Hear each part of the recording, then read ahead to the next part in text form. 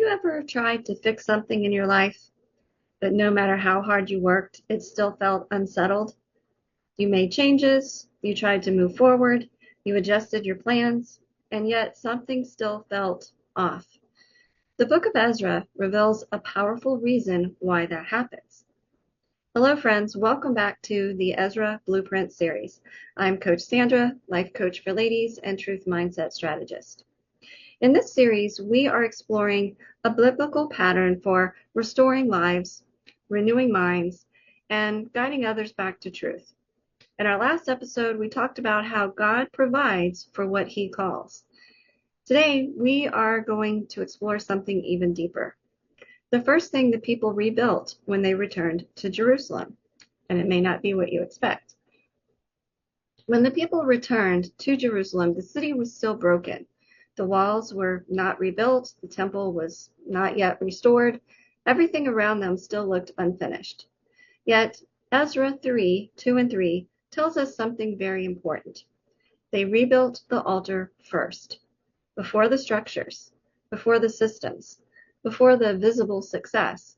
They restored worship. Before God rebuilds your life around you, he restores alignment within you. So why did the altar come first?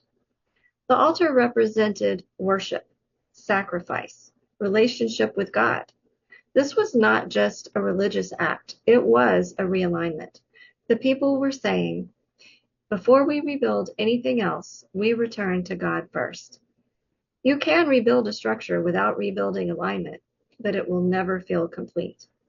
This is a pattern many people miss. This is where many people struggle today. When something in life feels broken, the instinct is to fix the situation, change the circumstances, improve the outcome. But Ezra shows us a different order. God's order is alignment first, then rebuilding. If worship is out of place, everything else will feel out of place. How are we bringing this into our lives today? Many people are working very hard to improve their lives. They are setting goals, making plans, trying to grow, but beneath it all, something still feels unsettled. Often, it's not because they are doing the wrong things, it is because they are starting in the wrong place. Clarity in life often follows alignment with God, not simply activity. This is one of the clearest places where Christian life coaching becomes different from every other form of coaching.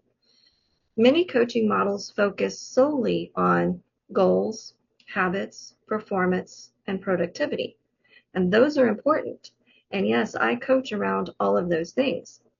But Christian life coaching begins somewhere else.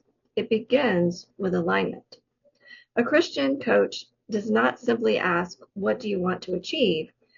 They ask, where is your life aligned with God's truth? And where might it be out of alignment? This is a very different starting point. Here's my coaching insight. In many sessions, what appears to be a surface issue is actually a deeper alignment issue. A decision feels unclear because truth has not been anchored.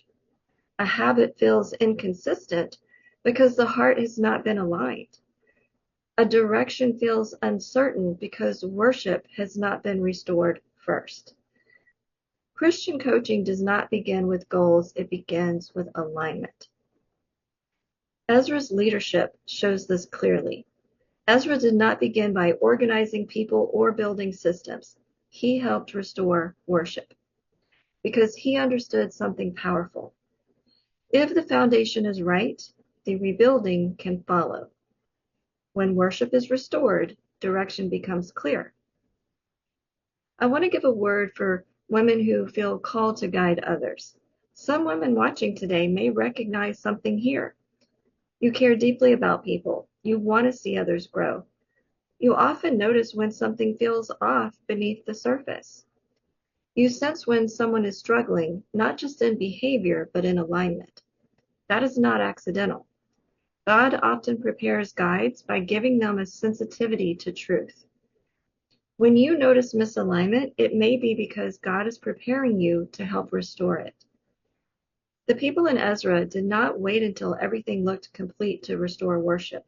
They began while things were still unfinished. That takes courage, because it means trusting God before the full picture is visible. We must have the courage to start in the right place. You do not have to wait until everything is fixed to return to alignment with God. If something in your life feels unsettled right now, consider this gently. It is possible that God is inviting you to return to Him first, before trying to fix everything else, not to strive, not to perform, but to realign.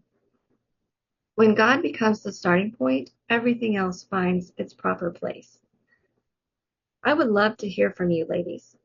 Have you ever experienced a time when focusing on your relationship with God first brought clarity to other areas of your life?